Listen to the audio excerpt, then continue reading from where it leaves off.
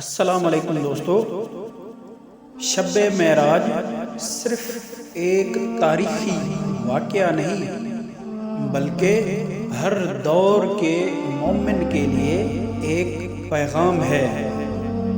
یہ سفر صرف نبی کریم صلی اللہ علیہ وآلہ وسلم کا نہیں تھا، بلکہ یہ دکھانے کے لیے تھا کہ اللہ اپنے بندے کو زمین سے آسمان تک کیسے بلاتا ہے۔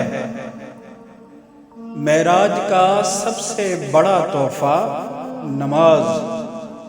نماز زمین پر رہ کر آسمان سے جڑنے کا ایک ذریعہ ہے۔ اسی لیے نماز کو مومن کی معراج کہا گیا۔ آج کا انسان ٹیکنالوجی سے آسمان تک پہنچ گیا، لیکن اپنی روح کو بھول گیا۔ معراج یاد دلاتی ہے کہ اصل بلندی روح کی ہوتی ہے۔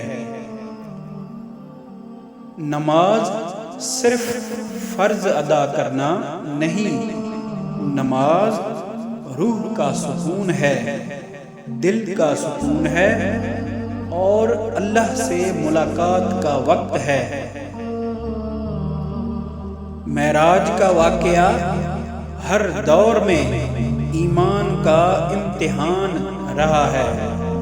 جو دل سے مان گیا وہی کامیاب ہوا۔ معراج یہ نہیں سکھاتی کہ دنیا چھوڑ دی جائے، بلکہ یہ سکھاتی ہے کہ دنیا میں رہ کر اللہ سے جڑے رہا جائے۔